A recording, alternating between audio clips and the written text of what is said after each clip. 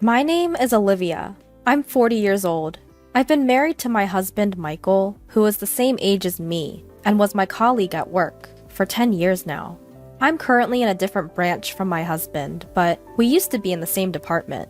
He is a man of strong responsibility, admired by his subordinates. He has a bit of a show-off side and doesn't seem to want to show his weaknesses to others. He was a very masculine man, full of confidence and ambition. His work performance is well regarded by his superiors, and he is expected to be promoted without any problems. On the other hand, I'm quite the low-key type who doesn't stand out much. Given our opposite personalities, I was honestly surprised when he made a passionate approach to me. After dating for 2 years, he proposed to me with a large bouquet of roses. I had never been loved so much by a man before, so I immediately agreed. I was very excited about the wonderful days that lay ahead of me. However, what awaited me was living with my in-laws. I was going to decline because there was no prior discussion, but my husband was firm about living together. My parents are decent people, so it's going to be okay. He passionately explained how much my in-laws were looking forward to living with me, so I couldn't refuse in the end. And so, for the past 10 years, I have been living with my in-laws at my husband's home. Life there was something I could never have imagined when I first got married. Olivia, you forgot to clean the front door again, didn't you? Just as I finished making breakfast for everyone, my mother-in-law's nagging begins. It's a daily ritual. I'm sorry. Don't just apologize with words. Get it done right now if you understand. Even though I have to go to work, I'm treated like a servant from the morning. Ever since I started living with my in-laws, I've been forced to wake up at 5 a.m. every morning to make breakfast and clean. I wish she would do it herself since she's at home. Despite being a housewife and having time at home, my mother-in-law does not do any housework. I rush through my morning chores, go to work, and as soon as I get home, I start making dinner. By the time I go to bed, I'm so exhausted that I fall asleep instantly. This has been going on forever, and I often feel unwell due to exhaustion. I'm sure the cause is stress. I don't want the neighbors to think I'm slacking off, so make sure you clean properly. My mother-in-law is relaxing in the living room, eating the breakfast I made. You're gonna be late for work if you don't finish soon. Despite seeing all this, my husband has never stood up for me. My father-in-law also pretends not to see it, hiding behind his newspaper. Ever since I started living with my husband's family, I have been subjected to terrible mistreatment. Because of the stress, I've lost a lot of weight and look unhealthy. You're too skinny and unattractive. That's why you can't give birth to a child. I suddenly lost a lot of weight and my period stopped, making it impossible for me to have a child. Despite all of this being caused by my mother-in-law, I continue to be blamed for it. Before I got married, I was quite health conscious and paid good attention to my appearance. Now, there's hardly any trace of that left. I'm constantly depressed due to the stress from the continuous harassment from my mother-in-law and the shock of seeing my changed appearance in the mirror. I've become totally subservient to my mother-in-law. I've become so apathetic that I don't even feel like leaving this house anymore. Then, I received some devastating news. My father had suddenly passed away due to an accident. I hadn't been back to my family home in a long time because both my husband and my mother-in-law would berate me whenever I mentioned wanting to go there. Receiving the news of my father's death, I deeply regretted not spending more time with him. My family home is about an hour's drive from my in-laws' place, not too far. So I asked my husband and mother-in-law to come to my father's funeral. There's gonna be a funeral for my father. Oh, we're not going.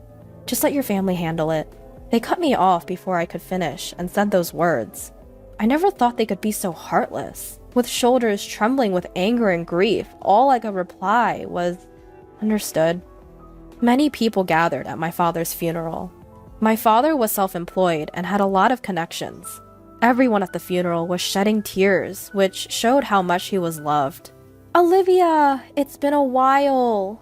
But what happened to you? You've lost so much weight." My mother, who I hadn't seen in a while, was shocked at my worn-out appearance. "Well, just a bit." "You're not sick, are you? I couldn't bear losing you too." My mother, thinking I was ill, started crying. Given her current mental state after my father's death, it wasn't surprising. "I'm not sick, don't worry." I tried to calm my frantic mother and took a break in the waiting room. "If you're not sick, then what's wrong?" I thought back to my interactions with my husband and mother-in-law. Even when I told them about my father's death, they didn't say a word of comfort. Thinking about it made my anger bubble up, and I decided to tell my mother about my life at my in-laws' place. "Actually, I've been subject to what you might call bullying by my mother-in-law. It's wearing me out." As I spoke, looking down, my mother peered into my face with a worried look. "I'm relieved you're not sick, but this doesn't make me feel any better." "Is that why you haven't been coming to see me?" "Yeah." As I nodded, my mother handed me a piece of paper. "Take a look at this for yourself. Then think carefully about what to do next." When I looked at the paper my mother had given me, it turned out to be my father's will. My father, being a meticulous man, had left a will just in case something happened. It also mentioned inheritance. Inherit $2 million? That's what it says. You can decide how to use it. I was stunned by the large sum. At the same time, I began to hope that I could end my shared living situation. With this, I can build my own house and get out of my in-laws' place right away. Thanks to the inheritance my father left me, my life seemed to be getting brighter. I returned to my in-laws' home and was doing the household chores as usual. On the days when I have plans, the house tends to be messier than usual. This is probably inevitable since there's no one around to clean. While silently doing the chores, I was thinking about the $2 million I had inherited from my father. Despite my dislike for my mother-in-law, I wanted to stay with my husband, Michael. I decided to honestly discuss the large inheritance and suggest leaving the in-laws' home. There's something I want to talk about. After Michael's parents had gone to bed, I started the conversation when it was just the two of us. Talk? "Yeah, about my father. Actually, I've come into an inheritance." "Oh? How much?" "Well, it's $2 million. When I mentioned the amount, Michael was taken aback, perhaps because the figure was far beyond his expectations. "Wait, what?" "That's right, $2 million. Upon grasping what I had said, Michael was overjoyed. "He left you that much? That's generous." But about how to use this money, I was about to get to the main point, seeing Michael in a good mood. However, before I could speak, Michael suggested something outrageous. "We need to transfer that money to my mom's bank account right away." I didn't understand what Michael meant. It was so absurd that I thought he was joking. "No, why? I'm the one who inherited it, so that's not right." As I laughed and responded, Michael slammed the table angrily. "What are you talking about? A wife's money belongs to her mother-in-law." It seemed that Michael did not realize he was saying something ridiculous. Seeing his serious expression, I felt scared. "I'm sorry, but I don't understand what you're saying." All I wanted to do was suggest building a house for us to live together. But Michael didn't let me speak and tried to claim my inheritance for his mother. I couldn't sleep well that night due to the shock. The next day, while I was making breakfast, Michael and my mother-in-law approached me with angry expressions. "Olivia, I heard about it. You inherited $2 million and you said you won't give it to me. Who do you think you are as daughter-in-law?" My mother-in-law had already heard about the inheritance from Michael. "But I'm the one who inherited it. Stop arguing and transfer it to my parents' account now. A daughter-in-law's money is our money." It seemed that they were determined to get the inheritance by any means. No matter how much I refused, they kept blaming me. As I fell silent, realizing my resistance was futile, Michael showed me a piece of paper. "You're getting carried away because you've come into some money. I'm the one who's been supporting you. If you don't change your attitude, it's divorce." The paper was a divorce form. "I've already signed it. Take this and go back to your parents' house. If you apologize properly, I might reconsider the divorce." I received the divorce form with Michael's part fully filled in. Staring at the divorce form, my past memories flashed back. I had never been financially supported in this house. I had been paying the same amount of living expenses as Michael, and all the household chores were my responsibility. I hadn't received any help or care. Despite that, they had always looked down on me. In the end, they were even trying to steal my father's money. If I stayed here, I might have felt so pressured that I would give them the inheritance. However, this money is what my father left for me. Being told to go back home, I actually saw it as an opportunity. Holding the already filled out divorce papers, I realized that the decision about my future was in my hands. I resolved to never give my father's inheritance, and I made a decision. I went back home after finishing work that day. I'm home! Welcome back. I had a feeling you would be back soon. My mother welcomed me with a warm smile, despite my exhaustion.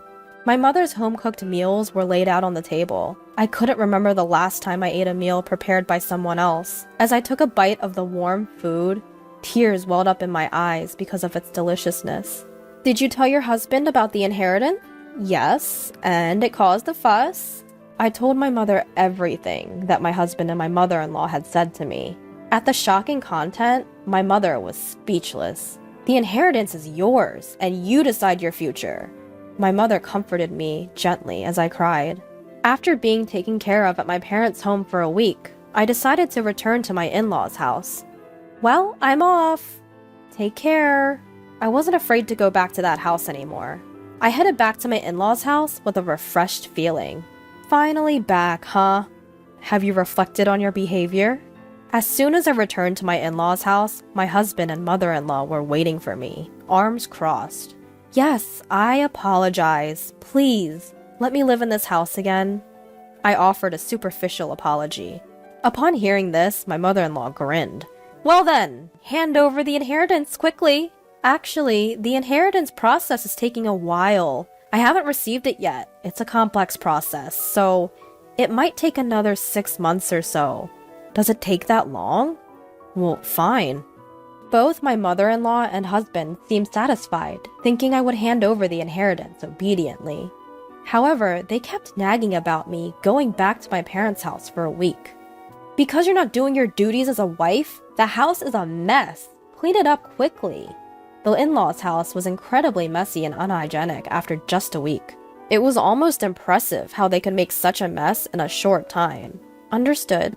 The old me would have been deeply upset to see such a state. But now, I didn't care. No matter how much my mother-in-law bullied me or how hard the housework was, it didn't bother me at all. I did the housework as my mother-in-law ordered. It was my mother-in-law's birthday. I'll be going then. Make sure you keep the house clean. My mother-in-law always went on a trip for her birthday. Of course, I wasn't invited. By the way, have you received the inheritance yet? It's supposed to come in today. That's convenient. That $2 million is a present for Mom. Make sure to transfer it to Mom's account before we return. It's just too convenient that my mother-in-law's birthday coincides with the inheritance. My husband was unable to see through my lie. Without answering, I sent off the three of them with a smile, saying, "Take care." As soon as they were out of sight, I started executing my plan. I had been waiting for this day for a long time. They'll be quite surprised when they return from their trip, but that's no longer any of my concern. I quickly packed my things and left my husband's family home. Wow, this is amazing! I was moving my belongings into my new home. Actually, I had built a house with my father's inheritance. I'm so happy to be able to live in such a beautiful house. And I decided to live with my mother from my hometown. I'm truly happy that I don't have to worry about those people anymore. I sank into the plush sofa, feeling content. Today is a celebration of my new home with my mother. We invited a chef to our home and spent a luxurious day. The next evening, I received a call from my husband. What the hell is going on?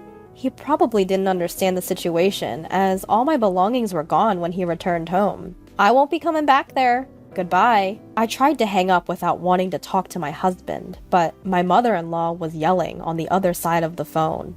What are you doing? Where are you now? I cannot tell you that. You told me to clean the house, so I tidied up my belongings. That's not a funny joke. Plus, you didn't transfer the inheritance. How many times do I have to tell you that the daughter-in-law's money is mine? Huh? I'm single, you know. When I answered that, my yelling mother-in-law suddenly became silent. Single?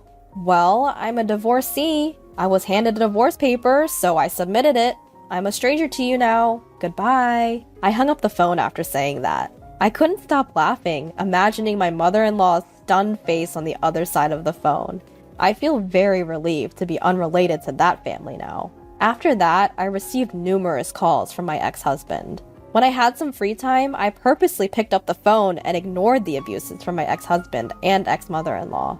I thoroughly recorded all those calls. I decided to consult the police with those recordings. Harassment from an ex-husband is not uncommon. We'll give a warning before it gets dangerous.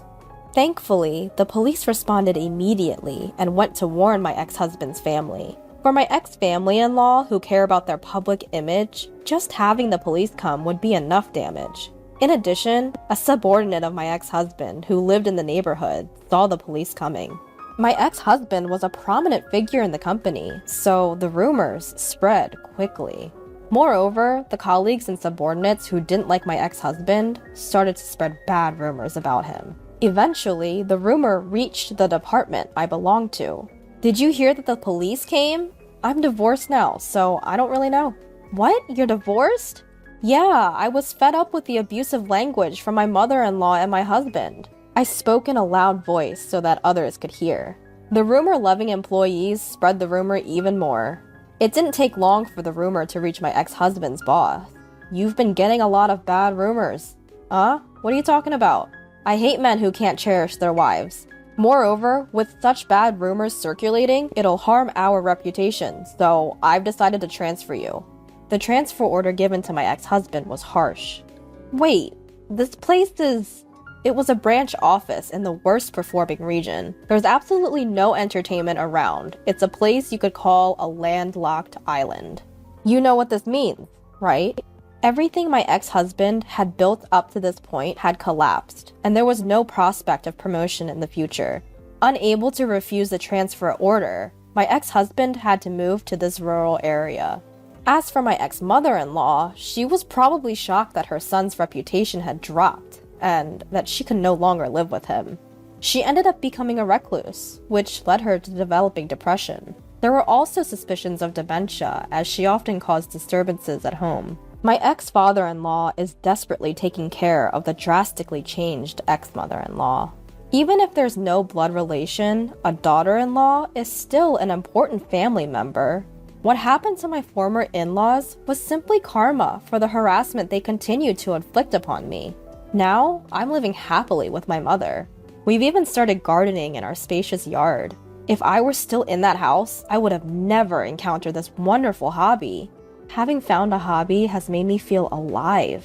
My body, which was worn out from stress, is now healthy again. I'm so happy that I could cut ties with my former in-laws.